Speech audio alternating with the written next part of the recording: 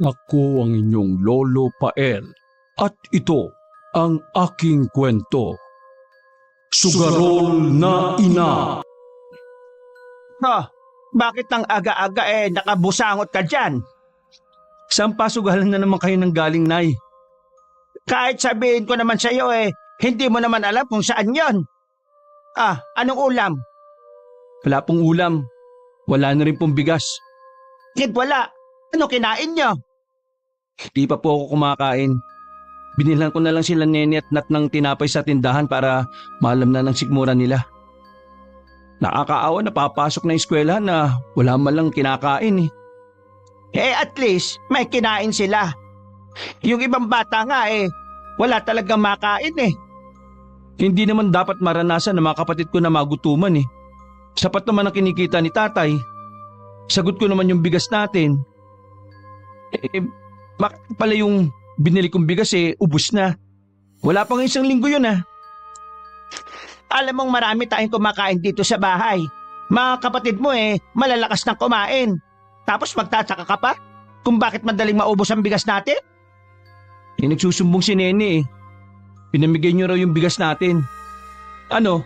Gusto niyo na namang magpasikat sa ibang tao habang nagugutom mga kapatid ko? Wala kasing pangsaing sina Kumaring Loida, kaya pinahiram ko muna. Parang bigas lang ipagdadamot mo. Ibabalik din naman . Binayaran na ho ba? Ang alin? Yung bigas na pinahiram nyo. Nakalimutan lang. Ibabalik naman nila yon. Huwag kang apurado. Paano kung hindi mag-aapura? Iuuwi mamaya yung mga kapatid ko, wala silang kakainin. Check mo ko pinandidilata na mata. Tiyang tono mo parang hindi mo na ang kausap mo . Umayos ka, Leo . Baka sungal-ngalin ko yung bibig mo dyan. Ay nako, ayan na naman kayo . O paano po yan? Walang bigas na sasaingin. Di umuta ka muna sa tindahan. Napakadaling solusyonan ng problema . Uutang lang iaasa niyo pa ba sa akin? Galing na po ako dun kanina. Hindi niyo po pala ibinayad yung perang ibinigay sa inyo ni tatay nung nakaraang linggo. Kaya ayun, ayaw na po tayo pautangin. Paano kasi galing ako sa kanila noon? Sarado tindahan nila. Kaya ipinatalo niyo na lang sa sugal. Kayo, Nay. Imbis na ipinambibili niyo ng pagkain ng pera na ibinibigay ni tatay mas pinipili niyo pang ibang sugal? Ay bakit ba pati pera ng itay mo pinakikialaman mo? Hindi naman siya ibinibigay yun . May sarili ka naman pera. Yun na lang ang pakialaman mo. May pakialam din ako dahil napapabayaan niyo na kami mga anak ninyo. Hindi ba kayo naaawa sa mga bata kong kapatid? Tawag sa kanila ng ibang tao, mga langaw. Dahil kung saan may handaan, nandun sila. Nagbabakasakali na tawagin para makakain.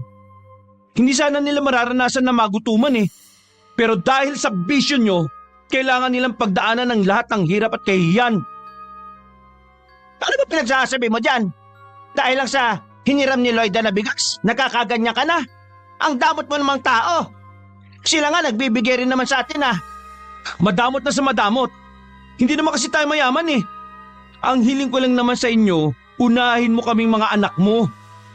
O sige, kahit hindi nyo na kami isama ni ate, sana naman yung mga mas batang kapatid namin ang isipin nyo. Huwag nyong iniisip lagi yung bisyo nyong sugal. Bakit? Hindi ko ba kayo inalagaan nung mga bata pa kayo? Kung pagsalitaan mo ako parang naging pabaya akong nanay O hindi ba? Kaya nga nung bata pa si Ate Lynn kung kani-kanino nyo iniiwan para magawa nyo yung pagsusugal nyo Kinuha nyo lang siya nung pwede na siya mag-alaga sa amin nun. Kaya nga ayaw na umuwi ng ate dito Dahil hindi niya na matiis yung mga ginagawa nyo. Hindi man lang niya naranasan kung paano maging bata Dahil maaga nyo nang ipinasa sa kanya ang responsibilidad na dapat kayo ang gumagawa bilang ina. Buti nga wala na dito yung babaeng yon. Akala mo rin kung sino makasagot-sagot sa akin Tama lang naman yun. Baka nga sa mga susunod na araw ako naman ang umalis na dito sa bahay na to. Di umalis ka. Mabuti ngayon para mawala na kayong mga nagpapasakit ng ulo ko. Kung sino pang matatanda, siya pang problema.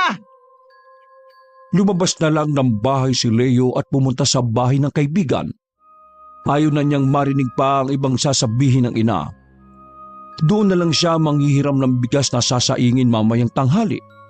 Hindi rin niya kasi matiis na hindi gumawa ng paraan. Di bali na siya, kaya niyang magtiis ng gutom. Simula bata, nakamulatan na niyang sugarol ang ina. Sa lolo't lola din siya lumaki hanggang bawiin siya ng magulang niya. Mula nang tumira sa poder ng mga magulang, doon niya naranasan ang hirap at gutom sa maghapon dahil ang kanilang ina ay malimit na pinagsusugal ang sahod ng ama. Kung sino-sino rin ang mga pumupunta sa kanila para maningil ng utang. Ang kanyang ama ay isang truck driver. Mga construction materials ang idinideliver nito sa iba't ibang lugar. Kung saan-saan ito nakakarating kaya madalas hindi nakakauwi ng bahay nila. Sa lalim ng kanyang iniisip, hindi na niya namalaya na nasa tapat na siya ng bahay ng kaibigan. Kakatok na sana siya ng bumukasyon at iniluwa si Arlon. Malayo pa lang natatanaw na kita sa may bintana eh. Parang pasan mo na naman ang buong mundo ah. Ano, yung airmat mo na naman. Ngayon ko lang napagtanto na mahirap pala magpalaki ng mga magulang. Ngayon mo lang ba nalaman? Ako matagal na eh. Kaya nga iniwan na namin ni nanay si Airpods eh. Hindi tumatahimik buhay. Eh di tumahimik buhay namin. Oh, pasok ka muna. Salamat. Hindi rin naman ako magtatagal eh. May kailangan kasi ako sa'yo. Alam kong nakakaya na. Pero wala ka namang ibang malalapitan kundi ako. Huwag akong mag-alala at balang araw makakabawi ka rin sa akin sa lahat ng kabutihan ko sa'yo. Kabisado mo na talaga yung mga linyahan ko no? Eh sa tagal ba naman natin magkaibigan, tol? Tuwing may kailangan ka, yun na lang nang yun ang sinasabi mo eh. Paano hindi ko pa makakabisa? Totoo naman kasi na wala na akong ibang malalapitan eh. Pwede ba manghiram muna ako ng bigas? Wala kasi kaming pangsaing ngayong tanghali eh. Nakakaawa naman yung mga kapatid kong uuwi ngayong tanghali. Naman no, walang kaso yun. Pero di ba, kakukuha mo lang ng kalahating kaban ng bigas kay Aling Miding nung isang linggo? Eh, wag mo sabing naubos na yun. Kasi si nanay pinamigay na naman sa kaibigan. Kami tuloy ang nawalan na makakain. Ibang klase rin talaga yung nanay mo, no? Hindi bali nang magutuman kayo, basta maging babango lang siya sa mga kaibigan niya. Ay nako, di na yata magbabago yung nanay namin. Habang tumatagal kasi palala ng palala yung mga ginagawa niya eh. Biruin mo hindi na kami makautang sa tindahan kasi hindi na naman niya ibinayad yung perang ibinigay sa kanya ni tatay. Eh hindi ko rin naman kasi maintindihan sa tatay niyo eh, kung bakit pinapahawak pa ng pera yung nanay niyo. Eh alam na ngang may bisyo. Ewan ko ba kay tatay, hindi ko rin alam sa kanya. Sabi nga ng iba naming kamag-anak hindi lang daw martir si tatay, kundi sobrang tanga. Hindi naman siguro lingit sa iyo yung mga pinagagawa ni nanay sa kanya dati, di ba? Eh nako, sobrang bait lang siguro ng tatay niyo. At ayaw din niyang, siyempre, masira yung pamilya niyo. Siguro nga. Pero sana naman kaya niyang manindigan sa kung ano yung tama. Di sana hindi kami yung nagsasakripisyo. Di bale, naniniwala naman ako na balang araw malalampasan niyo rin yan. Siya nga pala. Ano nga pala hiramin mo? Bigas nga sana. May sardinas pa naman dun sa bahay Sasamahan ko na lang ng talbos ng kamote. O sige, papairamin na rin kita ng pera. Tsak na, ubos na rin yung pera mo. Ay, naku, wag na. Hindi ko pa nga nababayaran yung utang ko sa'yo nung nakaraan Wag mo munang isipin yun. Hindi ko pa naman kailangan Salamat Alam mo, sa totoo lang, hiyang-hiya na ako sa'yo Ayoko naman kasing manghiram sa ibang kamag-anak pa. Pagsasalitaan ka na lang ng masama tapos hindi ka naman papahiramin. Ganun talaga yung mga kamag-anak minsan. Mas mabuti pa talagang sa ibang tao ka lumapit O paano? Uwi na muna ako. Pagluluto pa ako ng tanghalian bago pumasok sa trabaho Teka lang. Meron pala akong sasabihin sa'yo. Baka gusto mo lang malaman. Oh, ano yun? Trabaho ba? Ba, game ako dyan. Sana lang medyo malaki yung kita. Oo, trabaho nga itong sasabihin ko. At mas di hamak na mas malaking sahod kumpara sa trabaho mo ngayon. Kaya lang malayo Ha? Ganun ba? Alam ko kasi kaya ayoko din magtrabaho sa malayo dahil sa mga kapatid ko eh. Ako na lang kasing umiintindi sa kanila. Tsak na mapapabayaan na nila yung pag-aaral nila kapag hindi sila magagabayan. Ayoko na matulad sila sa akin na hindi nakatapos. Naiintindihan naman kita sa bagay na yan. Kaya lang sayang kasi. Pero, sige, pag-isipan mo pa rin ha. Kung sakali, ano bang trabaho at saan naman yan? Sa ibang bansa, yung kasing amo ni nanay magtatayo ng salon. Di ba marunong kang manggupit? Binanggit kita kay nanay. Kilala ka naman nun eh. Sinabi ko nga ang sitwasyon nyo at gusto ka niyang tulungan. Mababait pati yung amo niya. Gusto nga na mga Pinoy ang tatao sa salon na ipapatayo. Uy, maganda nga yan kaso magastos naman. Pagkuha pa lang ng mga papeles siyempre wala ako nun. Sagot naman lahat ng gastos ng amo ni nanay. Basta pag-isipan mo rin. Baka magbago isip mo. Magkakataon mo na kasi to na magbago yung sitwasyon nyo. O sige, uwi na ako. Saka na lang ulit tayo mag-usap. Tinanguan lang siya ni Arlon. Habang pauwi, paulit-ulit na iniisip ang mga sinabi nito. Bata pa lang ang kaibigan at mga kapatid nito ay nagtatrabaho na sa ibang bansa ang ina nito. Umaga kasi silang iniwan ng ama nila na sumama sa ibang babae. Mula noon, ang ina nila ang sumuporta sa lahat ng pangangailangan ng kanilang pamilya. Kilala niyang mabait at responsable ang ina nito, na isa sa kinaiingitan niya sa kaibigan. Pagdating sa bahay, naabutan niyang natutulog ang ina sa sala. Naiiling na lang na tumuloy siya sa may kusina at nagsaing. Kumuha na rin siya ng talbos para may sama sa sardinas. Mag-aalas 11 pa lang pero nagugutom na siya. Masakit na rin ang sentido niya dahil parating nalilipasan ng gutom. Nang makaluto nga, nauna na siyang kumain dahil hindi na niya talaga matiis ang pagkalam ng sikmura. Ilang sandali pa dumating na nga ang dalawang kapatid. Hapon na nang magising ang ina. Nagtataka siya kung bakit bigla itong nagtago. Nang makita sa labas ng pinto nila ang kolektor, naiiling na lang na siya na ang humarap dito. Nang makaalis ang lalaki, sa kanya hinarap ang ina. Nag-loan na naman pala kayo? Saan yun naman ginamit yung pera? Saan pa ba? Di dito sa bahay. Parang wala naman ako natatanda na may binili kayo dito sa bahay ah. Kahit nga pagkain man lang. Anong wala? Nung nakaraan may dala akong buto-buto ng baboy dito. Ipinagmamalaki niyo yung buto-buto na halos walang makain. Papahirapan niyo na naman kami sa pagbabayad ng utang niyo eh. Oy, bakit tumingi ba ako ng pabayad sa'yo? Huwag mong problemahin ang utang ko. Problemahin mo kung paano ka makakakuha ng magandang trabaho para makatulong ka dito sa bahay. Kung makapagsalita kayo, parang hindi ako nakakatulong sa inyo dito ah. Wala nga halos matira sa sahod ko eh. Bakit? Konti lang naman ang naitutulong mo dito sa kakarampot mong kita bilang helper ah. Umaabot yung sweldo mo. At least, nakakatulong. Hindi katulad nyo na hindi na nga nakakatulong perwisyo pa dito sa bahay. Bastos ka talaga no? Kaya hindi ka umaasenso dahil sa ugali mo eh. Hindi ako maasenso kasi nga wala akong pinag-aralan. Yun ang totoo. Kasi mas inunan nyo pa kasi ang vision nyo kesa asikasuhin kaming mga anak nyo. Maraming gusto magpaaral sa akin eh. Kaso lagi nyong hinahadlangan. Sa takot nyong walang titingin sa mga nakababata kong kapatid pag aalis kayo para magsugal noon. Ay, kala mo ata ganun lang kadali na kesyo merong gusto magpaaral sa'yo, susunggaban mo na kagad?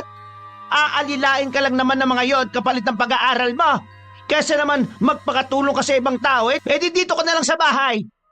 Ang sabihin nyo, takot kayo sa responsibilidad bilang ina. Mas gusto nyong magbuhay dalaga eh.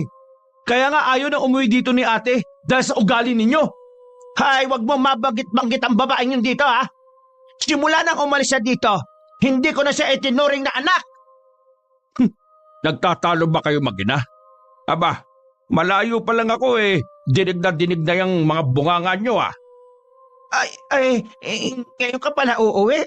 Akala ko sa isang linggo pa. Natapos na namin yung pagdi-deliver. Kaya nakauwi na ako. Ano ba pinagtatalunan nyo? Ha? Wala yon. Sabihin nyo na kay tatay, kaysa sa iba pa niya malaman. Ano ba yon? Ikaw na lang magsabi, Leo. Hindi po ibinayad ni nanay sa tindahan yung perang ibinigay nyo. Kanina rin may dumating dito na kolektor ng utang. Pinagtaguan na naman ni nanay. Magda naman. Di ba sinabi ko na sa'yo na tigilan mo na yung pangungutang mo? Lalo lang tayong mababaw nito sa utang eh. Paano hindi ako makakaisip na manghutang? Hindi naman sapat ang pera ibinibigay mo. Kulang pa nga sa gastusin dito sa bahay eh. Paano kulang? Hindi mo naman ibinibili dito sa bahay. Sinabi ko na rin kasi sa'yo na itigil mo na yung pagsusugal mo. Sisirain ka lang yan, pati buhay ng mga anak mo. Kaibangan ko lang naman ang pagsusukal ko. Akala mo naman lagi-lagi ako nasa sugalan na. Bago naman ako lumabas ng bahay natapos ko na ang mga trabaho dito at napakain ko na ang mga anak mo. Kahit kailan, hindi ako nagkulang sa pag-intindi sa mga anak natin. Ikaw, kahit kailan hindi kita pinagbabawalan sa pag-inom mo Dapat, wag mo rin akong pagbawalan sa pagsusugal ko. Bakit hindi kita pagbabawalan? Baon na nga tayo sa utang. Kung sino-sino na nga lang nagpupunta dito para maningil. Tapos, ubuta ka na naman ng panibago. Naiiling na lang na lumabas ng bahay si Leo. Iniwan niyang nagtatalo ang kanyang mga magulang. Tsak naman na hindi magpapatalo ang kanyang ina. Sanay na siya sa ganong eksena ng mga ito. Sa huli, ang ama rin niya ang susuko sa asawa. Nang sumunod na araw, isang beses na lang sila kumakain. Dahil ang sahod ng ama sapat lang para sa utang ng ina. Maliban sa 3 tindahan, sa mga kaibigan at 3 beses din palang nag-loan ng kanyang ina na hinala nila na ipinangtalo lang nito sa sugal, baon na rin sa utang ang kanyang ama sa trabaho. Kaya minsan, kaunti na lang ang naiuwi nitong pera. Araw yun ng Sabado. Kahit papaano ay may maiuwi siyang sahod sa bahay. Pagdating nga niya, naroon lang sa bahay ang kanyang ina. Hindi niya alam kung kanina pa ito o kararating lang. Tinapunan lang niya ito ng tingin pagkatapos dumiretso siya ng kusina nila. Tiningnan niya yung lata ng biskwit sa lagayan nila ng bigas. Napailing na lang siya na wala na naman yung laman. Habang iniisip ang mga bibilhin, isang motor ang narinig niyang pumarada sa tapat ng bahay nila. Maya-maya, nakarinig siya ng sigawan. Dali-dali siyang lumabas. Ang nanay niya ay nakikipagsagutan sa isang babae at lalaki. Sinisingil ng mga ito ang ina ng dahil sa utang. Dahil kung hindi ay ipapabarangay daw ng mga ito ang kanyang ina. Nang makita siya ng ina, bigla na lang itong umiyak. Kung walang tao, marahil umikot na ang mga mata niya. Magkano po ba yung utang niyo sa kanila? Medyo malaki kasi. Lumaki kasi yung laki ng patong nila Babayat naman Hindi lang talaga sila marunong mapakiusapan. Mamaya po darating ang tatay ko. Kakausapin ko po siya para mapag-usapan niyo yung problema. Anak lang po kasi ako Wala po akong alam sa utang ng nanay ko. Baka may pera ka naman dyan, anak. Bayaran mo muna. Ibabalik ko na lang sa'yo. Pasensya na po, Nay. Wala nang natira sa sahod ko Kulang pa nga. Kahit kailan talaga hindi kita maasahan sa ganitong sitwasyon. Hindi ko man lang maramdaman ang pagmamahal mo sa akin. Ano ba yan? So wala nga po akong pera Kasino lang naman po yung kita ko bilang helper. Ngayon nga huling araw na ng trabaho ko. Ewan ko sa'yo. Mas pabuti pang ibang tao. Pag sila, ang bilis lang nilang makalapit sa'yo. Pero kung nanay mo na nagpaaral at palaki sa'yo, hirap na makahingi kahit piece. Pumasok na lang si Leo sa loob ng bahay. Naiwan naman ang 3 sa labas.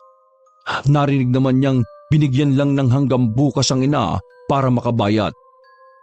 Patuloy naman ito sa pag-iyak na tila aping-api.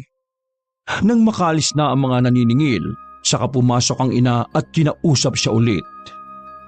Wala ka ba talaga kahit 500 dyan? Narinig mo naman, ipapabarangay nila ako kapag hindi man lang ako nakapagbigay. Ibabalik ko naman kagad Pasensya na, Nay. Pambili lang to ng bigas at ulam. Hindi mo narinig yung sinabi ko? Wala na akong trabaho. Kahit kailan talaga wala kang awa sa akin. Mas gugustuhin mo pa na makulong yata ako eh. Hintayin niyo na lang ho si tatay mamaya. Huwag niyo na akong isali sa mga utang niyo. Maawa naman kayo sa mga kapatid ko na nagtitiis sa gutom. Eh wala ka talagang kwenta, anak. Ngayon lang ako lumapit sa iyo. Hindi mo ba ako matulungan? Puro ka na lang kapatid, kapatid. Nanay mo rin ako. Kailangan ko ng tulong. Tama na nga, Nay. Akala nyo para kayong aping-api sa bahay na to ah. Akala nyo yata hindi nakakarating sa amin yung mga paninirang ginagawa nyo sa aming mga anak nyo. Kesyo hindi ka man lang sinwerte sa mga anak nyo. Mabuti pa yung mga anak ng mga kumare mo, lagi mo pinupuri. Samantalang kami mga anak nyo, hindi nyo na nga inaasikaso, puro panlalait pang sinasabi nyo. Tinalikuran naman siya ng ina at nagkulong sa kwarto. Naririnig naman niya ang malakas nitong pag-iyak. Naiiling na lang siya na lumabas ng bahay para bumili ng bigas at ulam nila. Pagbalik sa bahay, naroon na ang kanyang ama at magkausap ang dalawa. Umiiyak pa rin ang kanyang ina.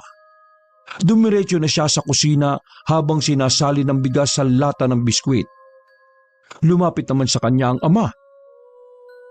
Anak, baka meron ka dyan kahit 500. Kailangan lang kasi ng nanay mo oh. Baka mamaya iskandaluhin na naman ang nanay mo nung mag-asawang pumunta dito kanina. Tay, ang laki ng utang ni nanay. Gusto na nga siyang ipabarangay eh. Kahit magbigay ako ngayon, hindi naman sasapat. At least mabawasan ang utang niya. Maawa ka naman sa nanay mo. Ay nako, ito na lang po ang pera ko. Sana naman magtanda na yan si nanay. Huwag ka mag-alala. Madadala na ang nanay mo niyan. Nahiya na rin naman yan kapag may pumunta dito sa bahay. Salamat dito nak ha. Ibabalik ko na lang kapag sumahod ako sa 1 linggo. Tumango lang si Leo sa ama. Nang makatalikod dito, tinuloy na ni Leo ang naudlot na ginagawa. Nagsaing na rin siya ng hapunan. Paglabas niya ng kusina, ang tatay na lang niya ang naroon. Si nanay ho. Yun, lumabas sandali. Maghuhulog daw ng utang. Ganun po ba? Gusto niyo po bang kumain? Mamaya na iho. Ihintayin ko nang bumalik yung nanay mo. Mauna na kayo mga kapatid mo. Mabuti pa pong sabay-sabay na tayo. Minsan lang naman namin kayong makasalo sa pagkainan eh. Ako na lang po ang tatawag kay nanay. Sige nak. Ako nang bahalang maghain. Iba ang kutob ni Leo kaya siya na ang nagpresenta na hanapin ang ina. Kabisado niya kasi ito kapag may hawak na pera.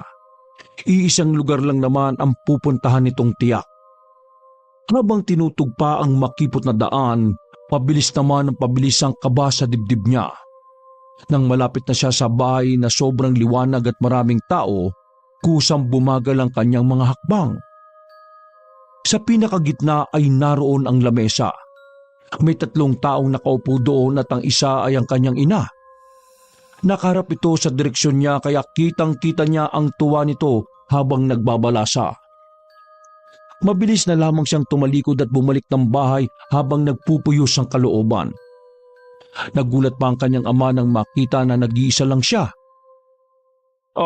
Nasaan ang nanay mo? Nakahain ako. Ayun, nagsusugal po gamit yung huling pera ko. Ha? Sigurado ka ba dyan? Ang sabi niya maghuhulog lang siya ng utang niya Naniwala naman kayo kay nanay. Ilang beses na ba niya tayong niloloko? Paulit-ulit na lang Kailan po siya magbabago? Nakita ba mismo ng mga mata mo na nagsusugal siya? Oo nga po, tay. Bakit po ba hirap kayong paniwalaan? Kung gusto niyo po puntahan niyo kina Aling Bining. Parang nauupos na kandilang napaupo na lang ang kanyang ama. Ang mga nakababatang kapatid naman ay tahimik lang na nakikinig sa kanila. Kahit walang ganang kumain, sinabayan pa rin ni Leo ang mga kapatid sa pagkain. Inalala rin niya kasi na baka sa susunod na mga araw ay wala na naman silang makakain. Mabuti nang habang meron samantalahin na nila. Kinabukasan na umuwi ang kanilang ina. Parang wala itong nakita na dumiretso ng pasok sa kwarto. Sinundan naman ito ni Mang Pablo. Ipinansugal mo ba yung pera ni Leo? Akala ko ba ihuhulog mo lang sa utang mo para mabawasan? Ay nako, gasino lang yon. Baka isampal pa sa pagbumuka ko yon. Ang gusto nga ng babaeng yun bayaran ko ng buo yung utak ko sa kanya. Bakit ko pinilit na kunin kay Leo? Yun lang ang pera ng tao Ibabalik ko naman kagad kapag nakapag-loan ako. Huwag ka mo siya mag-alala. Para yun lang hindi siya makatulog. Tigilan mo na nga kasi ang paglo-loan at pangungutang. Lalo ka lang niyang nilulubog Hindi naman kasi sapat ang ibinibigay mong pera. Kaya napipilitan ako mag-loan. Di ba nga, malaki pa yung utang ko sa boss ko. Dahil pinilit mo kong mangutang dahil ibabayad mo kamo sa utang. Yung pala pinangsugal mo na naman. Ay nako, huwag mo na nga akong bungangaan. Kalalaki mong tao, wala ka nang ginawa kundi magbunganga. Hindi naman kita bubungangaan kung tama yung ginagawa mo Sinabi na nga tama na Hindi ka ba talaga titigil? Ikaw pa ngayon ang galit. Pinagsasabihan ka lang naman. Ayaw mo nga kasing tumigil Ba't mag-init ang ulo mo? Ano, talo ka na naman sa sugal ano? Ano nga yun kung talo ko? Paano kasi yung nagbigay ng pera masama ang loob kaya talaga matatalo ko? Kung ibinayad mo lang sana sa utang, di sana hindi ka pa natalo. Hindi ka ba talaga makaintindi ha? Ang liit lang ng 500 para ibayad ko sa utang. Ay nako, bahala ka na nga. Huwag mo na kaming aabalahin hinga ng pera para ipambayad sa mga utang mo. Maiyak-iyak ka pa dyan. Bahala ka na kung paano diskartehan yung mga utang mo. Nang mga sumunod na araw, iba-ibang kolektor at mga kaibigan ng ina ang nagpupunta sa kanilang bahay para maningil ng utang. May pagkakataon pa nga na nagtatago na lang ang ina sa kwarto at hindi hinaharap ang mga tao. Laging si Leo ang ama ang tumatanggap ng galit ng mga taong naniningil dito. May ilang beses na rin na ipinatawag ito sa barangay pero hindi sumisipot ang ina. Sabado ng hapon, nadatnan ni Leo na nagtatalo ang magulang. Alam mo, ito na lang ang natitira nating ari-arian. Gusto mo pang ibenta? Pero mga bata, Hindi naman natin to ibebenta. Isasangla nga lang. pareho na rin yon. Sa tingin mo, saan ako kukuha ng panghulog sa tubo para hindi tumari mata? Isip ka nga. Paano yung mga utang ko? Hahayaan mo na lang ba ako makulong? Mas importante pa ba sa yung bahay na ito kaysa sa akin, ha? Kasalanan mo naman Nung pa kita sinasabihan na itigil mo na yung pagsusugal mo, hindi ka nakikinig sa akin at sa mga anak mo. Huwag na nga tayo magsisihan. Nandito na to. Tulungan mo na lang ako na makaalis sa problema ko. Pamilya tayo. Tama lang na magtulungan tayo. Yung problema ko, problema nating lahat. Naiiling na lang ang ama ni Leo sa mga katwiran ng asawa. Maging ang binata ay dismayado sa pagiging makasarili ng ina. Hindi man lang sila iniisip nito. Ang mahalaga lang dito ay masolusyonan ang sarili nitong problema. Sa huli, napapayag din ng ina ang ama na isanla ang bahay nila. Isinanla yun sa kakilala ng ina na nasa abroad ang asawa. Makalipas lang ang ilang araw, hawak na nila ang pera.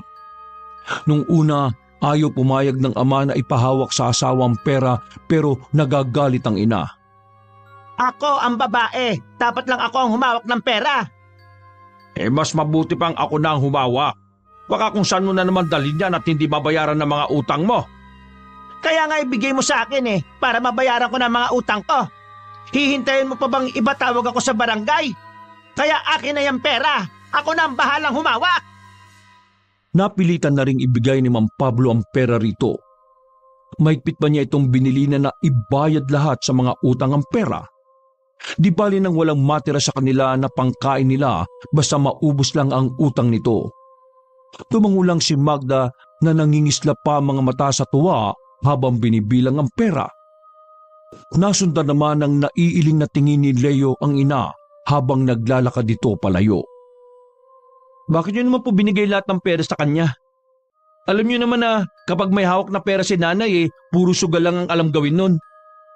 Hindi yung gagawin ng nanay mo. Alam niya na yun na lang ang pera natin. Tsaka takot siyang makulong. Aba, kung hindi pa niya ibabayad yon, hindi ko na alam ang gagawin ko.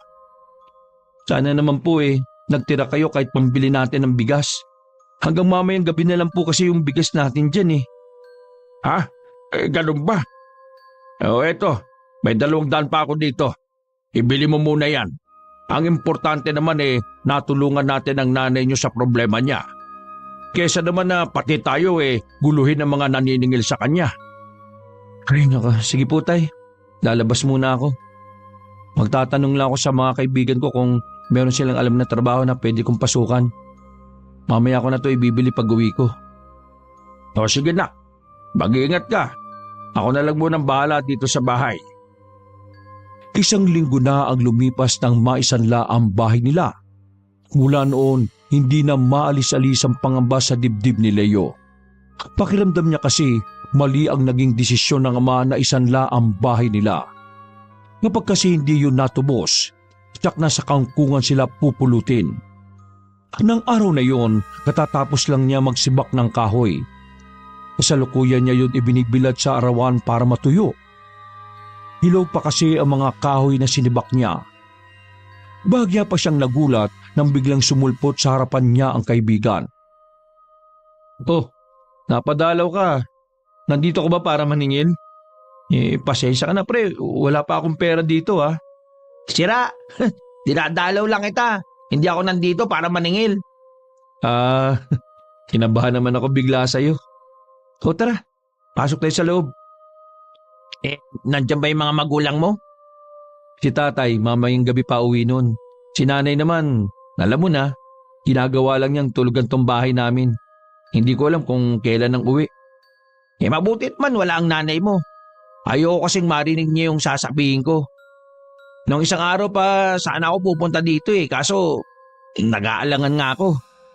Hintay na lang sana kitang pumunta sa bahay kaso baka abala ka lang kaya hindi ka nagagawi. Ang totoo niyan nahiya na ako na pumunta sa inyo Baka isipin mo, kaya ako nandun para umutang na naman. Uy, ano ka ba?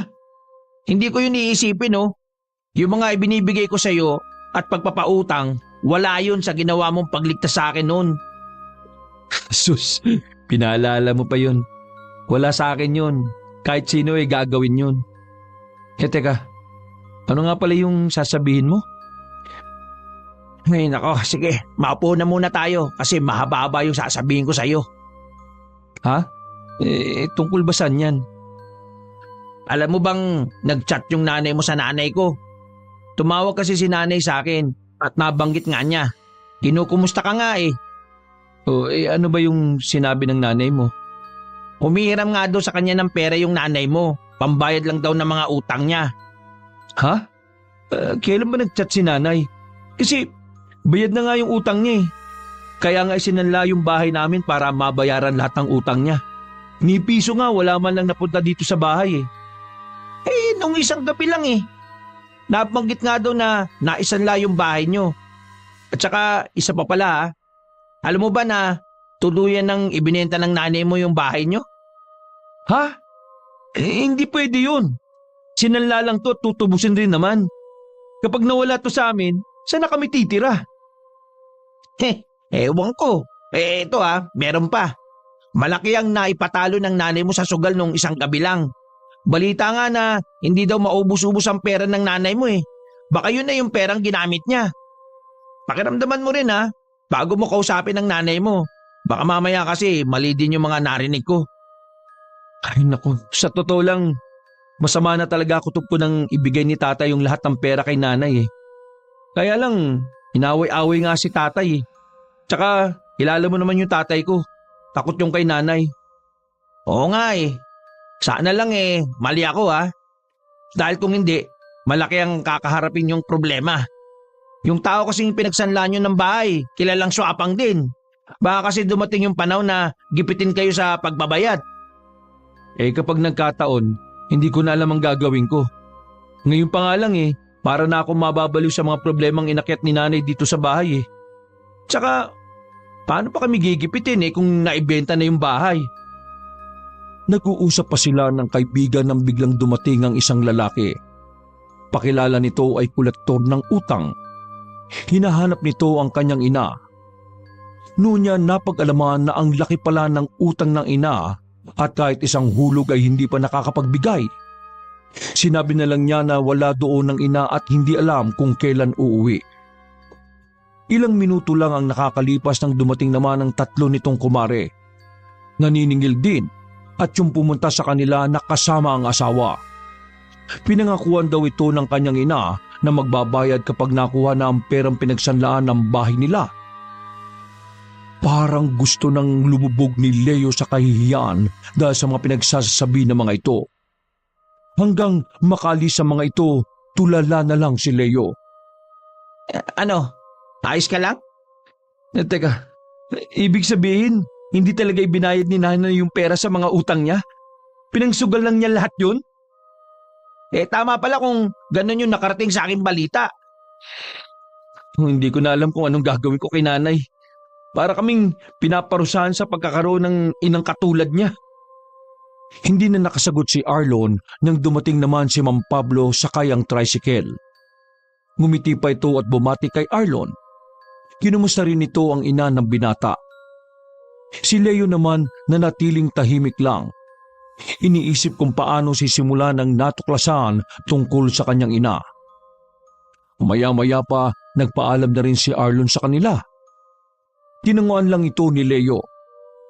Oh, bakit parang problemado ka dyan? May masamang balita bang dala si Arlon? Di naman po siya ang may masamang balita kundi yung mga pinagkakautangan ni nanay. Nagpunta silang lahat dito kanina, tay. Hindi daw nagbayad sa kanila si nanay. Ha?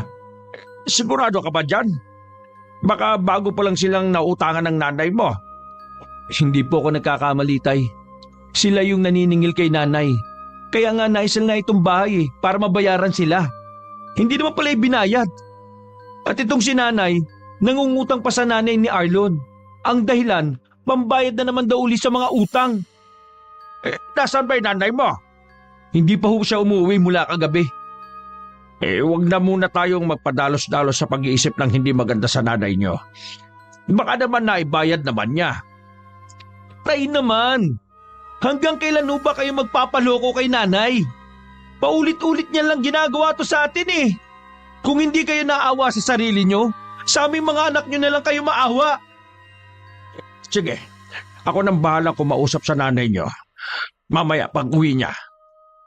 Naiiling na lang si Leo sa ama. Parang nakikinikinita na naman niya ang mangyayari. Kahit ang ina ang may kasalanan, tsak na mas matapang pa ito sa kanyang ama. Gabi na nang makauwi ang ina ni Leo. Agad itong nagtanong ng ulam. Nang walang makitang nakatakip, galit pa itong nagtatatalak. Bakit walang ulam? Hindi ba sahod mo ngayon? Hindi ka ba dumaan sa palengke? Konti lang ang natira sa sahod ko kasi ibinayad ko nga sa utang mo. Baka sa isang linggo buo na ulit ang sahod ko dahil tapos ko nang bayaran yung mga inutang natin sa trabaho ko. Yung natitirang pera, ibinigay ko na lang kay Leo. Siya nakako mag-budget. Total, siya naman ang nag-aasikaso dito sa bahay Bakit mo sa kanya ibinigay? Diba ako dito sa bahay? Tau-tauhan lang? Ba kung ganyan lang bahala na kayo sa buhay nyo. Magkanya-kanya na lang tayo. Wala naman palang kwenta ang pagiging ina ko sa bahay na ito Binabaliwala nyo ako. Hindi naman sa kanon. Malala na kasi ang pagiging sugarol mo Palala ka dyan. Anong tawag dyan sa paglalasing mo? Hay, huwag mong ibahin ang usapan. Mula ngayon hindi ka na makakahawak ng pera. Kung ganyan din lang naman pala at hindi niya ako kailangan sa bahay na ito, mabuti pang umalis na lang ako. Aalis? Para ano? Matakasan mo yung mga utang mo. Akala mo ba hindi pa nakakarating sa amin na hindi mo naman talaga ibinayad yung perang ibinigay ko sa'yo? Saan na naman napunta? Sa pagsusugal mo na naman? Binayad ko naman Sadya talagang marami akong utang kaya hindi naman lahat nabayaran. Hay, huwag ka na nga magsinungaling pa. Buko ka na nga Ako bahala ka kung ayaw mong maniwala. Basta aalis na ako sa bahay na ito. Ikaw na ang bahala sa mga anak natin. Para maranasan mo naman kung gaano kahirap pag-asikaso dito sa bahay. Ano ka mahihirapan? Sila yun naman ang gumagawa dito sa bahay. Kita mo nga na kaalalaki na ng anak natin. Siya ang kumikilos dito sa bahay imbis na nag-i-enjoy sa pagkabuhay binata. Ayaw naman niyang makipagbarkada Buti ka pinagtyagaan siya ni Arlon Hindi ko ba alam dyan sa anak mo kung bakit takot na takot sa tao? Kaya tuloy, hirap makahanap ng matinong trabaho. Huwag ka namang magsalita ng ganyan sa anak natin. Gusto mo bang layasan din tayo niyan kagaya ng panganay natin? Bago pa niya maisip yon, uunahan ko na siya. Total, wala naman akong halaga sa bahay na ito Kaya aalis na lang ako. Ay nako, bahala ka kung aalis ka. Kapag bumalik ka dito, yung utang mo, ikaw pa rin naman ang magbabayad doon. Nanunod lang naman si Mang Pablo sa pag-iimpake ng mga damit ng asawa. Kulang na nga lang ay paghagisan nito sa loob ng bag ang mga damit. Lumabas naman ang silid na yon si Mang Pablo at naupo sa kanilang sala. Naroon din si Leo at iba pang mga kapatid na tahimik lang na mga nakaupo sa tabi. Ilang sandali pa, lumabas naman si Magda dala ang may kalakihang bag. Aalis na ako. Kahit kailan talaga walang nagmahal sa akin sa bahay na ito. Ikaw lang naman ang nag-iisip ng ganyan Ikaw tong hindi mo man lang maparamdam sa mga anak natin ang pagmamahal mo bilang ina. Kaya kita mo, ang layo ng loob nila sa'yo. Pag wala na ako dito, saka nyo mararamdaman ang halaga ko sa inyo. Ngayon lang ako nakakita ng pamilya na pinapalayas ang ina. Hoy, walang nagpapalaya sa'yo dito. Kamamaya yan Yan naman ang ipagkalat mo dito sa buong barangay Bakit? Totoo naman Pinapalis nyo ako sa bahay na ito. Sige, lakasan mo para marinig ng mga kapitbahay. Total, diyan ka magaling. Magpaawa at kami na pamilya mo ang lalabas na masama. Ano sabi mo totoo naman. Sige na, umalis ka na. Kung yan ang gusto mo. Baka sakali na matahimik ang pamilya natin kapag wala ka na. Akala mo basta-basta lang ako aalis? Bigyan mo ako ng pamasahe.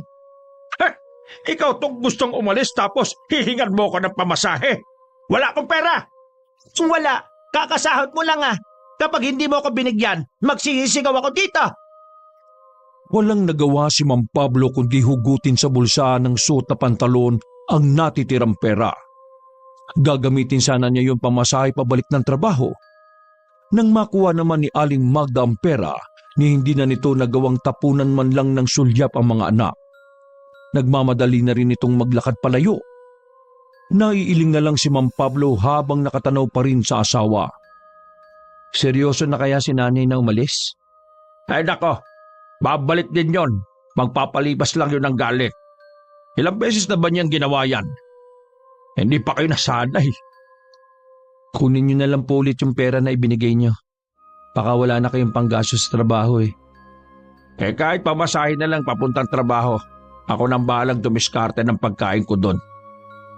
Parang gustong maiyak ni Leo sa mga sandaling yon. Dahil sa sitwasyon nila. Tinapik-tapik pa ng ama ang kanyang balikat bago tumalikod at nagtungo sa kusina. Nang sumunod na araw, naging abala si Leo sa paghahanap ng trabaho pero lagi siyang umuwi na bigo. Nang araw na yon, nadatnan niya sa kanilang bahay ang taong pinagsanlaan nila ng bahay. Inakala niya na maniningil lang ito ng tubo pero ganun na lang ang gulat niya nang kumpirmahin nito ang sinabi ng kaibigan na nabili na nito ang bahay nila. Di umano ibinenta na ng tuluyan ng kanilang ina ang bahay. Binibigyan na lang sila nito ng 1 linggo para maghanap ng malilipatan. Pakiramdam ni Leo ng mga oras na yon, anumang sandali isasabog ang kanyang dibdib dahil sa paninikip. Huminga na lang siya ng malalim para hindi mapayak sa sama ng loob. Pinuntahan din niya ang kaibigang si Arlon para mayroong mapagsabihan ng sama ng loob. Kahit ito'y hindi makapaniwala sa sinabi niya.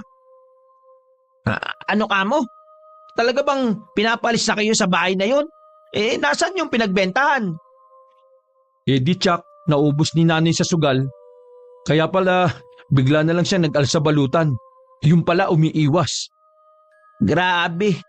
May ganun palang ina. Walang pakialam sa sariling pamilya. Hindi ko na alam kung anong gagawin ko. Saan kami ngayon titira ng mga kapatid ko?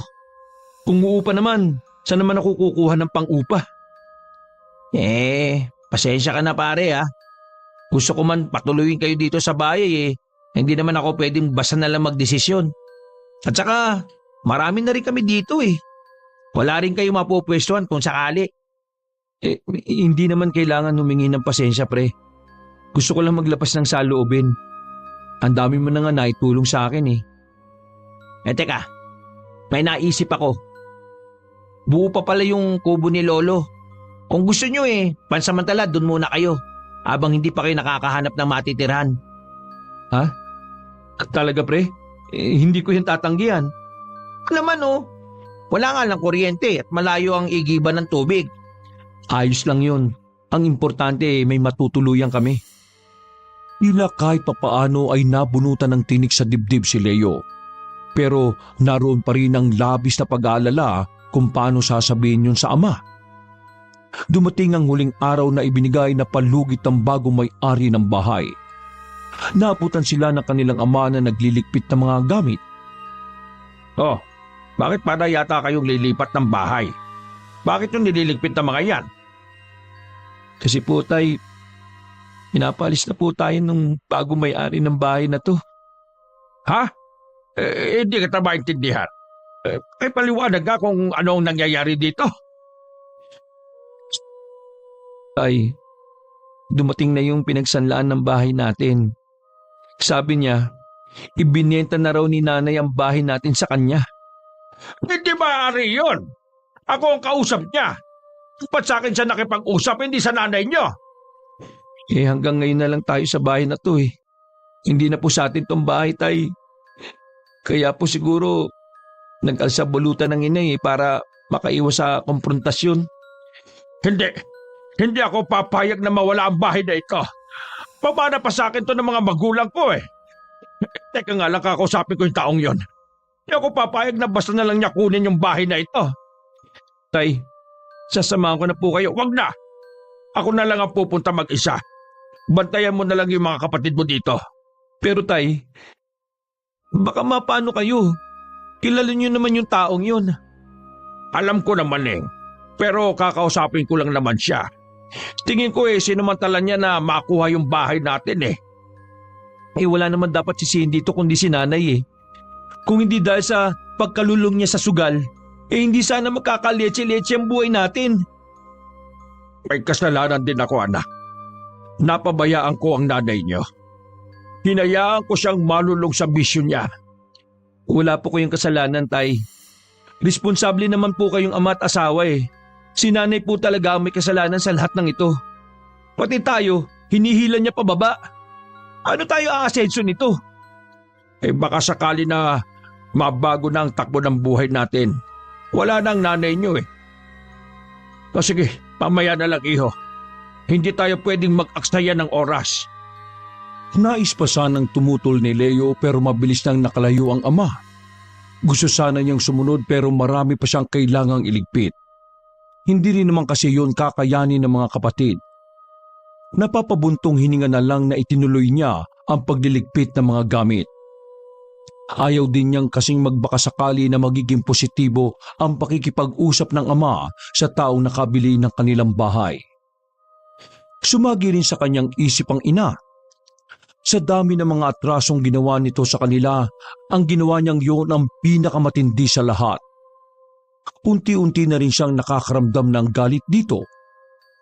Hanggang dumabi na hindi pa rin dumarating ang kanyang ama. Nailipat na rin niya ang ilang gamit sa kubo na titirhan nila. Nagpaiwan muna siya sa bahay nila para hintayin ang ama. Kahit na antok, pinilit pa rin labanan ni Leo ang pagbigat ng talukap na mga mata. Pasado 11:00 na nang dumating ang kanyang ama na kasama ang 2 tanod. Ayon sa mga ito, pinahuli ang ama dahil sa pagwawala nito. Matapos humingi ng paumanhin sa mga tanod ang binata, umalis na rin ang mga ito. Ano na po bang nangyari? Nagwala nga po ba kayo doon? Totoo na hindi na sa atin ang bahay na ito. Paano nagawa to sa atin ng nanay niyo? Bakit? Hindi ko na rin po alam kung paano sasagutin ang mga katanungan niyo, tay. Mabuti pa ho tara na sa kubo. Anong kubo? Ito ang bahay natin, hindi tayo aalis dito. Pero tay, wala na po tayong magagawa pa. Kaysa naman po na pwersahin tayo na umalis dito. Sige na po tay, sumama na po kayo sa akin. Naghihintay na po yung mga kapatid ko sa kubo. Iniwan ko lang nga po sila dun dahil hinihintay ko kayo dito. Ano na lang ang sasabihin ng mga tao sa atin? Ganito na ba tayo kamiserable? Huwag po tayong mawalan ng pag-asa, Tay. Malalampasan din natin ito. Sa ngayon po pagtiisan po muna natin yung kung anong meron tayo. Buti nga po inalok ni Arlon yung kubo ng namayapa niyang lolo. Nang hindi na umimik ang ama, inakay na ito ni Leo. Nagpatianod na rin naman ang ama. Ramdam pa rin ng binata ang pagtutol nito na umalis sa bahay na yon. Habang nga naglalakad sila palayo, palingon-lingon pa ang ama. Hanggang makarating sila ng kubo ay wala itong naging imik. Sinuyod ni Mang Pablo ang kubo. Tanging gasera lamang ang tumatanglaw sa loob. Tulog na ang dalawang anak sa nag-iisang papag sa dulo. Napansin niya ang sirasirang dingding at tanging tumatakip sa dalawang bintana ay ginupit na sako. Parang gusto na namang magtubig ng mga mata ni Mang Pablo dahil sa awa sa mga anak. Huwag na po kayo mag-alala, Tay. Konting ayos lang po ito. Gaganda rin ito. Ay nako, pasensya na kayo. Hindi nyo dapat to nararanasan Malaki rin ang naging pagkukulang ko sa inyo. Huwag niyo na pong isipin yun, Tay. Ang importante po makapagsimula po tayo ulit. Mabait pa rin po ang Diyos sa atin. Hindi niya hinayaan na sa kalye tayo pulutin.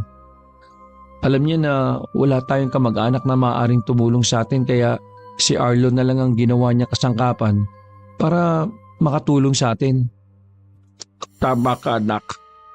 Maswerte pa rin tayo. Bueno, bukas wala akong pasok. Aayusin ko muna itong kubo para bago ako pumasok sa trabaho maging komportable na kayo dito. Napangiti na rin si Leo. Kahit siya parang gusto na ring mapayak sa naging sitwasyon nila. Pero mas pinili pa rin niyang magpakatatag. Naglatag na lang ng karton at sapin sa lupa ang ama at doon nahiga. Samantalang si Leo naman ay tumabi na lang sa mga kapatid. Kahit naging mailap ang gabing yon, at panakanakang naririnig niya ang paghikbi ng ama, ay nakatulog pa rin naman siya. Tunog ng tila napuputol na kahoy ang nagpagising kay Leo. Iinat-inat pa siyang bumangon at sumilip sa may bintana. Nakita niya ang ama na may mga dalang kahoy at kawayan. Kahit inaantok pa, lumabas na siya ng kubo para tulungan ng ama. O Tay, anong oras po kayo gumising? Madaling pa bumangon na ako. Marami kasing kukumpunin dito sa kubo Kailangang matapos ko kagad. O sige po Tay, tutulungan ko na po kayo. Teka, nagkape na po ba kayo? Hindi pa nga Hayaan mo na. Mamaya na lang siguro kapag natapos na tayo dito. Bago magtanghalian, natapos na rin nilang ayusin ang mga sirang dingding. Nagpahinga lang silang mag-ama para mananghalian. Habang kumakain, nabanggit ni Leo na pwede palang magtanim ng mga gulay sa paligid. Maganda nga yung naisip mo, iho. Total mahilig tayo sa gulay kahit tong mga kapatid mo. Makakatipid pa tayo sa ulam at masusustansya pa ang makakain natin. Oo nga po. Magpapaalam lang po muna ako kay Arlon kung pwede magtanim. Papayag naman yon. Ay, hindi pa nga pala ako nakakapagpasalamat sa batang yon Napakaswerte mo at nagkaroon ka ng ganong kaibigang maaasahan. Tama po kayo, Tay. Minsan nga po, nahihiya na ako sa kanya dahil sa dami na nang naitulong niya sa atin. Naniniwala ako na balang araw may babalik mo rin sa kanya mga kabutihan niya sa atin. Oo. Kapag ako naman po ang umasenso, hindi ko siya kakalimutan. Nang makatapos sila ng tanghalian, nagpaalam lang sandali ang ama na magpapahinga bago nila ituloy ang ginagawa. Si Leo naman naglinis muna kasama ang dalawang kapatid sa kubo. Nang may ayos nga ang loob, kahit papaano ay naging maaliwalas ang loob ng kubo. Nang magising ang ama, agad na rin niyang inayos ang pagkukumpuni sa mga sirang haligi at pader ng kubo. Kinabukasan, maagang umalis si Mampoldo para pumasok sa trabaho. Maya-maya lang, ang mga kapatid naman ng binata ang pumasok sa eskwelahan. Habang nag-iisa, inabala na lang ng binata ang sarili sa mga gawaing bahay at pagsisibak ng kahoy na panggatong. Habang abala, dumating naman si Arlon. O pre, ano? Ayos lang ba kayo dito? Oo naman, no? Salamat nga pala at pinatuloy mo kami dito, ah. Hulog ka talaga sa amin ng langit. Wala yun. Kesa naman sa nakatiwangwang lang tong kubo, di ba? Buti na yung mapakinabangan. Ay, oo nga pala. Maiba ko. Magpapaalam din sana ako kung pwede magtanim ng gulay dito sa paligid ng kubo. Ay, oo naman walang problema yun. Teka. Meron pa pala akong sasabihin kaya ako nagpunta dito. Kanina kasi, galing sa bahay si Aling Marites. Alam mo naman kung gaano katsismosa yung babaeng yun, di ba? Narinig ko lang naman na nag-uusap sila ng kapatid ko. Nabanggit niya na nandito lang pala sa barangay natin yung nanay mo. Nagtatago lang sa mga pinagkakautangan niya. Nabanggit ba ni Aling Marites kung saan nakatira si nanay? Naku, hindi. Kaya lang naman daw niya yun nasabi kasi nakita niyang bumibili sa tindahan. Pero nakatiklob ng tela yung muka. Bahala na siya. Mabuti ngang wag na siyang umuwi dito eh. Tsak na problema na naman ang ibibigay sa amin. Sa bagay nga, sobra na yung mga ginawa niya sa inyo eh. Baka ngayon, hindi niyo nakasama ang nanay niyo, baka gumaan na rin yung pamumuhay niyo. Ang mga sinabing yun ng kaibigan ay naramdaman ni Leo sa sumunod na mga araw. Magaan ang pasok ng pera sa kanila sa kabila ng sila pa rin ang nagbabayad ng ibang utang ng ina. Dumalaw rin kasi sa kanila ang kanyang ate. Maayos naman daw ang trabaho nito, kaya regular na itong magpapadala sa kanila. Binanggit rin niya rito ang kagustuhan na makapag-abroad. Nangako ang kapatid na susuportahan siya sa kanyang plano. Walang kaalam-alam ang ama na unti-unti na niyang inaayos sa mga papeles niya. Tuwang-tuwa nga si Arlo nang malaman nito ang kanyang desisyon. Atin-atin lang muna to ha. Ikaw at si ate lang naman ang pinagsabihan ko eh. Saka ko lang siguro ipapaalam kapag malapit na akong umalis. Sa bagay nga, mas maganda nga na wala munang makaalam. Yung mga taga rito pa naman sa atin, ang lalakas sa mga radar.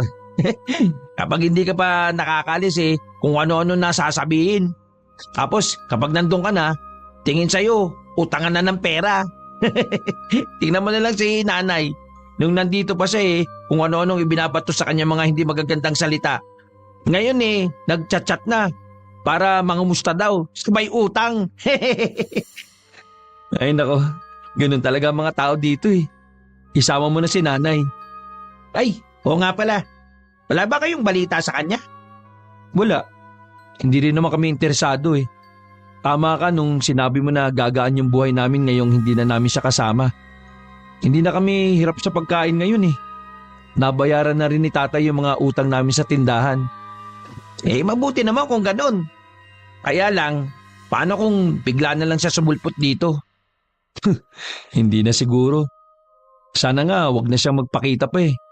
Hindi naman siya hinahanap ng mga kapatid ko. At saka, kung mahal niya kaming pamilya niya, hindi na aabot ng ilang buwan na hindi pa siya nagpaparamdam. Pamangutango lang si Arlon tanda ng pagsang-ayon sa kanya. Pero may kakaibang-kabang naramdaman si Leo nang banggitin ng kaibigan ng pangalan ng ina. Nang sumunod na araw, muling dumalo sa kanila ang nakatatandang kapatid. May dala itong mga dilata at pagkain. Tuwang-tuwa naman ang nakababatang kapatid dahil marami silang babaunin sa eskwelahan. Kinumusta rin ito ang pag-aayos niya ng mga papeles. Sinabi niyang malapit niya nang makumpleto at maaari na siyang makakuha ng passport. Kapag daka ay umalis rin agad ang kanyang kapatid dahil may trabaho pa ito. Idinaan lang nito ang mga pinamili at nagbigay na rin ng kaunting halaga para pangdagdag gastos nila. Nang hapon din yun ang uwi ng kanilang ama. Masaya pa silang nagkukwentuhan na magkakapatid nang dumating ang ama. Pero ang saya nila ay agad ding napalis nang makita ang ama na kasama ang kanilang ina. Mga anak, kasama ko ang nanay niyo. Kumpleto na ulit tayo. Nako, sobrang namiss ko kayo. Lagi ko lang kayong tinatanaw mula sa malayo eh. May merienda ba dyan? Nagugutom na kasi kami. Paano po kayo nakita ni nanay? Pumunta siya sa trabaho. Hindi siya makadiretso dito kasi nahihiya. Nako, grabe palang hirap ang pinagdaanan ng nanay niyo. Halata nga sa kanya na nangangayayat siya eh. Kaya sana kalimutan na natin yung nakaraan. Nangako naman ang nanay niyo na magbabago na siya. Hindi na daw siya magsusugal. Oo mga anak, pangako. Hindi na ako magsusugal. Nagbago na ako. Baka naman kaya kayo bumalik dahil nabalitaan nyo na wala na kayong utang. Baka problema na naman ang dalhin nyo sa amin eh. Leo, huwag ka naman magsalita ng ganyan sa nanay mo. Kahit ano pa mangyari, nanay mo pa rin siya. Oh, saan pupunta? Kinakausap pa kita. Hayaan mo na siya. Nabigla lang siguro ang anak mo.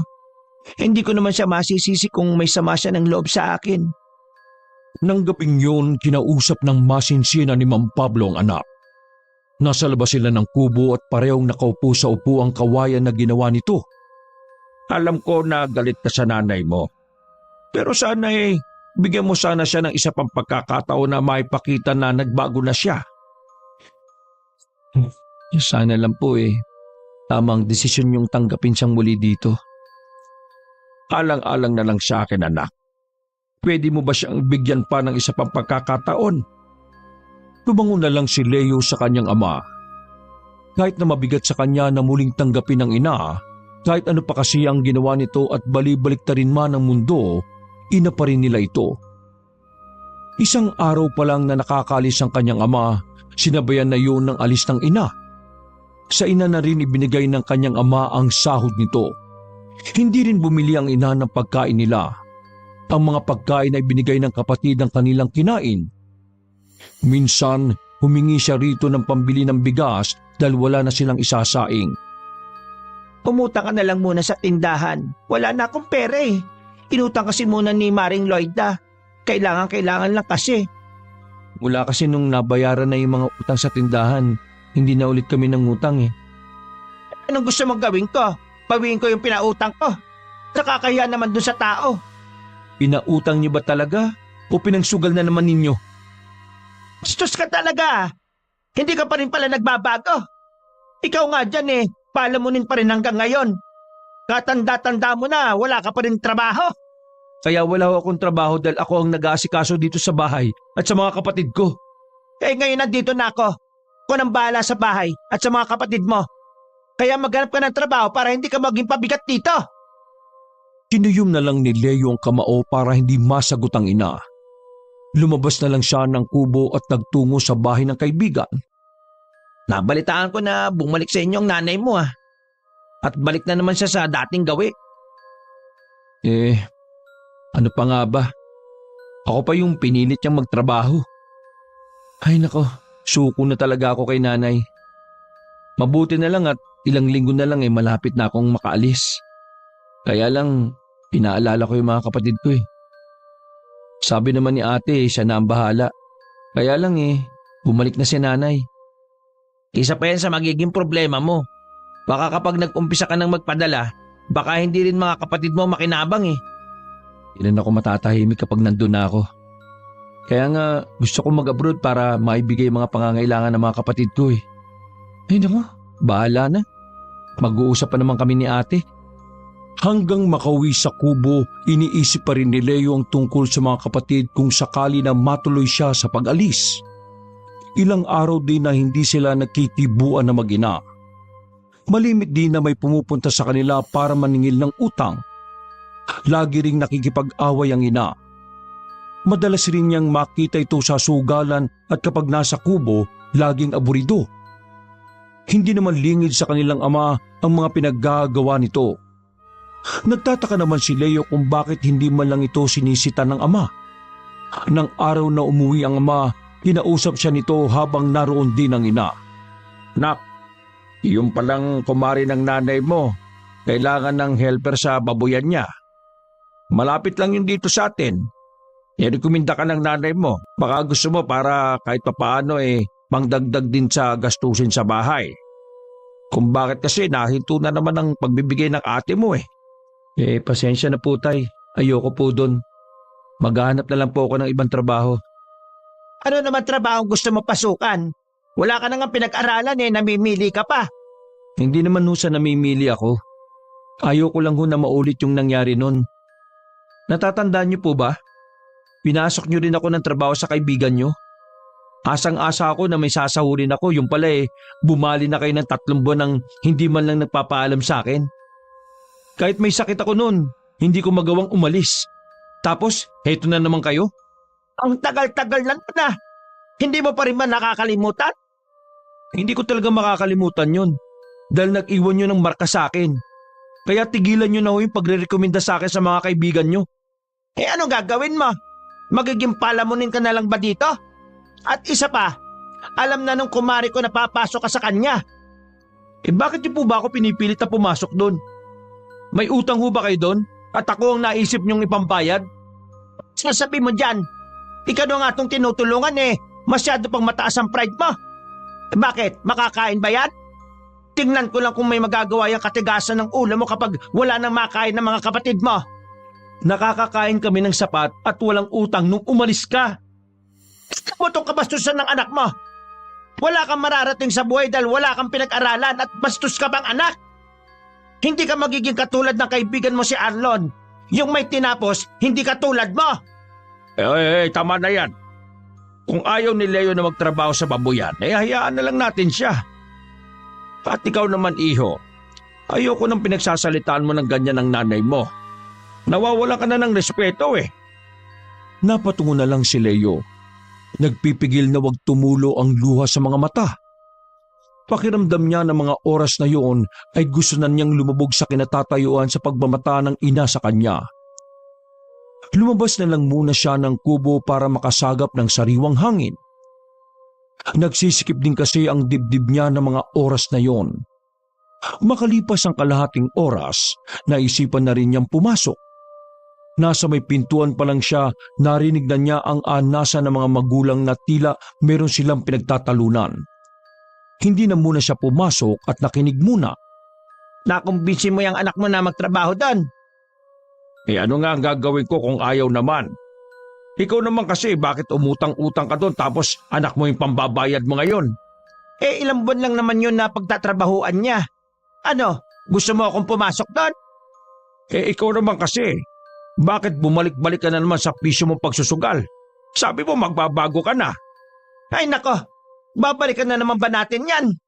Wala ka na nga magagawa pa dahil bisyo ko na to. Tama pala talaga ako. Lagi na lang kami ni tatay ang ginagawa mong pambale. Talaga ho bang ganyan ka na makasarili? Di bali ng masakripisyo ang mga anak mo? Basta nasa maayos kang kalagayan? Anak lang kita ha? Utang mo sa akin ang buhay mo. Kaya natural lang na bayaran mo yun ngayon. Kaya sa ayaw at sa gusto mo, papasok ka doon sa trabaho. Ako na nakikiusap sa iyo, anak. Kahit man lang alang-alang sa akin. Baka kasi ipakulong ang nanay mo kung hindi siya magbabayad. Hanggang kailan nyo ba siya ipagtatanggol, itay? Mas mahalaga ba talaga si nanay kaysa sa aming mga anak nyo? May natural dahil asawa ko. Kaya kung hindi ka papasok doon, pahihintuin ko sa pag-aaral ng mga kapatid mo at silang ipapasok ko doon. Kaya mamili ka. Tama ang nanay mo, iho. Kaya nakikiusap ako sa iyo. Kung pwede lang sanang mamili ng mga magulang Ginawa ko na sana noon pa. Hoy, Leo! Saan ka pupunta? Bumalik ka rito! Nag-uusap pa tayo Hayaan mo na muna siya. Wala naman yung ibang pupuntahan Babalik din yun dito. Pumunta sa bahay ng kaibigan si Leo. Doon niya ibinuhos ang lahat ng bigat sa dibdib niya. Isinumbong niya rito ang plano ng ina. Dismayado naman ito sa narinig. Nagbigay pa ng payo ang kaibigan sa kung ano ang magandang gawin. Itinakas ni Leo ang mga kapatid at iniwan muna sa kanyang ate. Makalipas ang 1 linggo, umalis na ng ibang bansa ang binata para doon na magtrabaho. Mula noon, wala nang balita ang mag-asawa sa nangyari sa mga anak. Mamamatay na siguro ako na hindi nakikita ang mga anak natin. Siguro, sobrang tindi ng galit nila sa akin. Sa bagay, hindi ako naging mabuting ina sa kanila. Huwag mong sabihin yan. Mababait ang mga anak natin. Tsak na napatawad ka na nila. At huwag ka na ulit magsasalita tungkol sa kamatayan. Gagaling ka pa. Huwag mo na akong paasahin sa huwad na pag-asa. Alam ko na lalapit na ang katapusan ko. Kabayaran to sa mga nagawa kong kasalanan. Ang mabuti pa kainin mo na lang tong ginawa kong lugaw sa iyo.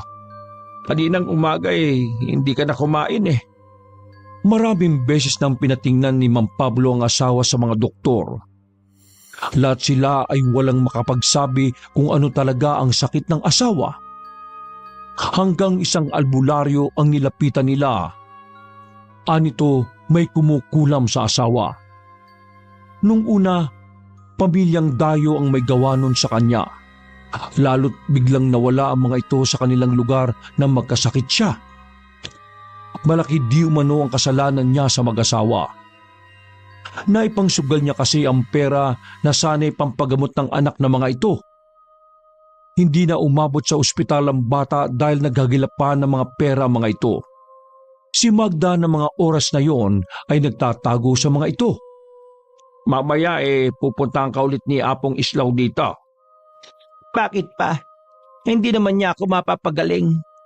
Tingnan mo ang mga sugat ko. Lalong lumalala. Hirap na ako. Ginagawa naman niya ang lahat ng makakaya niya para ibalik ang sumpa sa taong gumawa niya sa iyo. Pero dapat, lakasan mo rin ang loob mo para matalo natin kung sino man ang gumawa niya sa iyo. Ayoko na. Mamaya, sasapit na naman ang gabi. Ayoko nang marinig ang mga palahon ng isang batang kasabay ng mga sakit sa buong katawan ko. Bakit hindi na lang niya ako tapusin kaagad? Kaysa unti-unti niya akong pinapahirapan. Tuwing gano'n na ang sinasabi ng asawa, nananahimik na lang si Mang Pablo.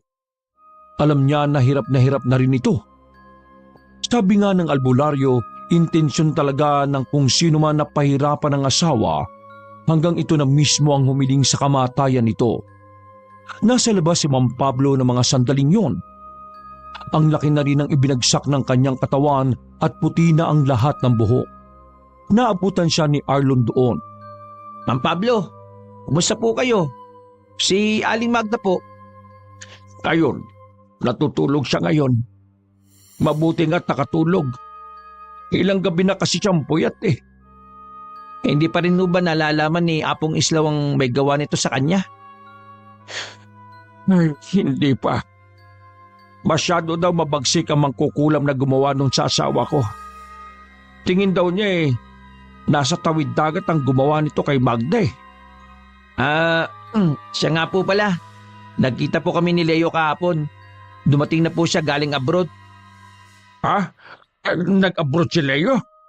Oo. Nabanggit ko nga po yung kalagayan ni Aling Magda. Baka po bukas pupunta silang magkakapatid dito. Talaga? Ang tagal ko na silang hinahanap. Kaya pala, nag-abroad siya. Mabuti naman at naging maayos naman pala ang buhay nila. Alam ko na hindi pababayaan ni Leo mga kapatid niya. Nang ibalita nga ni Mang Pablo sa asawang sinabi ni Arlon, bumukas kagad sa mukha nito ang saya at pananabik na makita ang mga anak.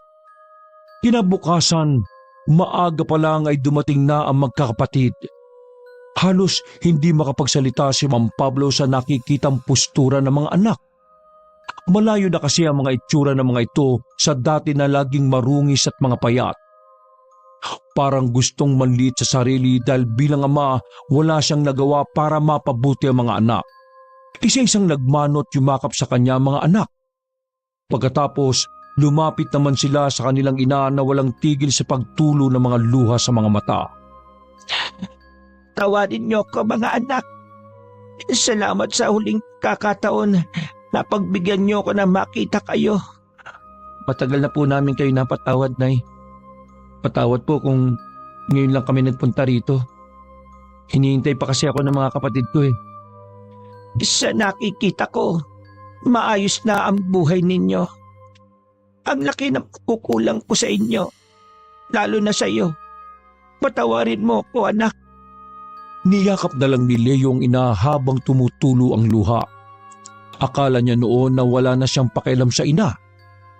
Pero sa mga sandaling yon, nakakaramdam siya ng takot na baka anumang sandali ay mawala na ito sa kanila.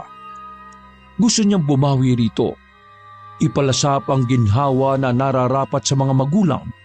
Kahit may sama siya ng loob sa mga ito, kasama pa rin sila sa mga plano niya. Nang gabing yon, naroon si Apong Islaw. Naroon sila magkakapatid at nakabantay. Puno ng takot ang bawat isa sa kanila. Lumipas ang nakakainip na sandali. Humarap sa kanila ang albularyo na puno ng lungkot ang itsura.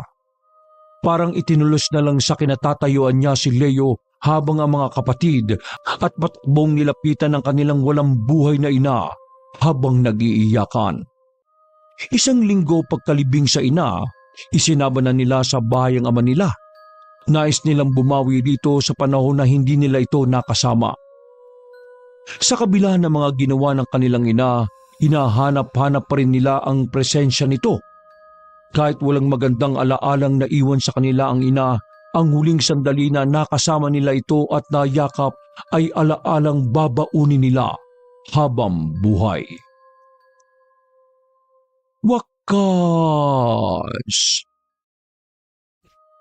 Ako ang inyong Lolo Pael at ito